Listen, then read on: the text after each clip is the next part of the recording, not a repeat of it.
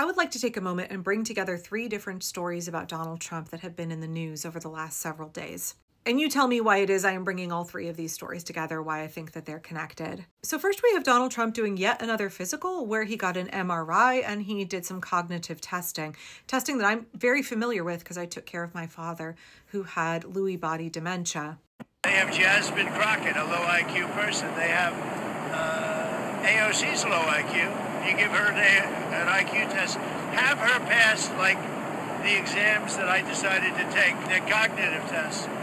Let AOC go against Trump. Let Jasmine go against Trump. I don't think Jasmine, the first couple of questions are easy. A tiger, an elephant, a giraffe, you know.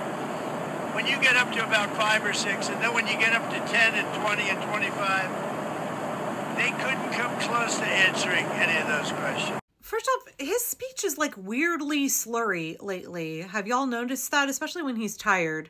It's weird to me that Donald Trump still thinks that the MoCA, which is the Montreal Cognitive Assessment Test that he took in 2018, and again he's taken it this year, is somehow an IQ test. It's not an IQ test. So the fact that he has to try and insult Jasmine Crockett and AOC, they would not be taking a cognitive assessment meant to ascertain whether or not you have cognitive impairment like dementia. It's not an IQ test, and the fact that he thinks it's a flex just shows, like, how's something up here not right? Now, his doctor tried to claim that he scored a 30 out of 30 this time. He also said that back in 2018. It's interesting to note here that neurologists as far back as 2018 were expressing concern about how the content of the MoCA was so widely known in the popular culture that it was skewing the tests and it might potentially influence the scores of future patients. But it's interesting to me that Donald Trump has had multiple MRIs this year and he's also been administered this exam. And again, it's very telling to me that he doesn't understand that this is not an IQ test. The fact that he is bragging about this at all, to me, that's already a red flag, right? In the exam, your neurologist will be like, okay, I'm going to tell you a list of 5 unrelated words, and then I want you to tell them back to me. So they'll be like foot, linen, church, cherry, purple. Okay, now repeat those back to me. I'm going to say a sentence out loud and you repeat it back to me. The woman walked her son to school at 8 a.m. How is a bicycle similar to a motorcycle? How is broccoli similar to a bell pepper? This is the way the exam goes. Okay, so keeping that bit in mind, then we're going to move forward to Donald Trump's trip to Asia. But we had a lot of stops today from early in the morning until now. But this is one that I was thrilled because I see the list of people. This is really a who's who.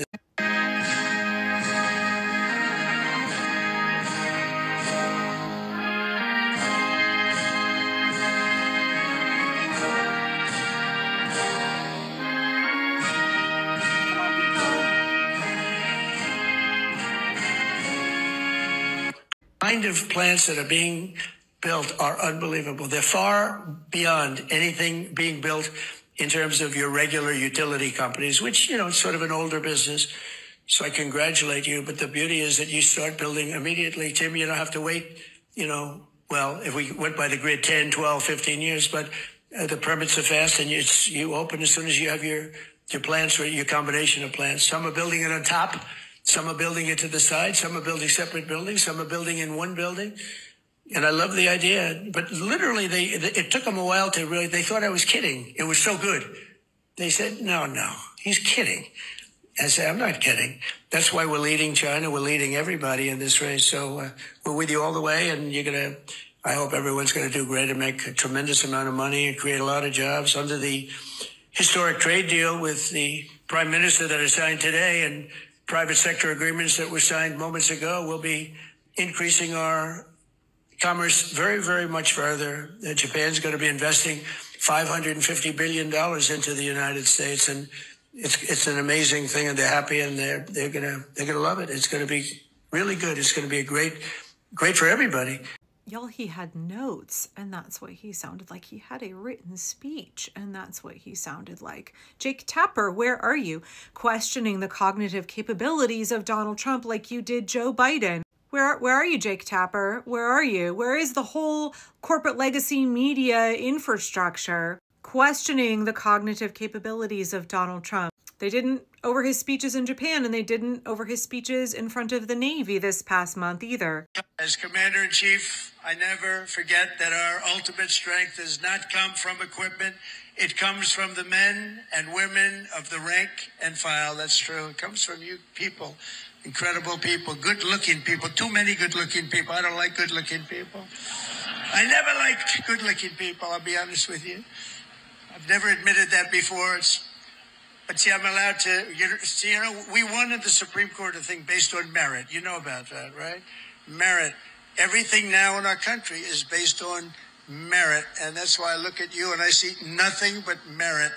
It's great to have a country back where we can go by merit. Weird, earlier this year when he gave an overtly political speech in front of active duty service members at Fort Bragg back in June, I believe, they handpicked an audience for Donald Trump that included no fat soldiers. And they wanted a specific look to the soldiers in the audience, and they also made sure that they were Trump loyalists. But do you notice that kind of like rambling free association where he's just like swinging from one topic to another and connecting it with familiar words? Yeah, here's a little bit more of that speech, I believe from the USS George Washington. Have magnets. Not every tractor has hydraulic. Every excavator, every excavating machine of any kind has hydraulic. But somebody decided to use magnets for your, maybe they're good. Which is better, hydraulic or magnets? What the hell is wrong with these people? Can I ask you, the top-ranking gentleman right here? Seriously, I'm putting out an order. I'm going to sign an executive order. When we build aircraft carriers, it's steam for the catapults and it's hydraulic for the elevators. We'll never have a problem, okay? You see how Donald Trump does that? I'm going to sign an executive order. I'm a king. That's what he thinks. I'm a demented old fucking king. I can sign something on an executive order. Executive orders are not laws, but he thinks it is some kind of, monarchical decree that his word is law and that he can just put whatever he wants out there and everybody has to do it. But again, it's just the incomprehensible nature of his speech.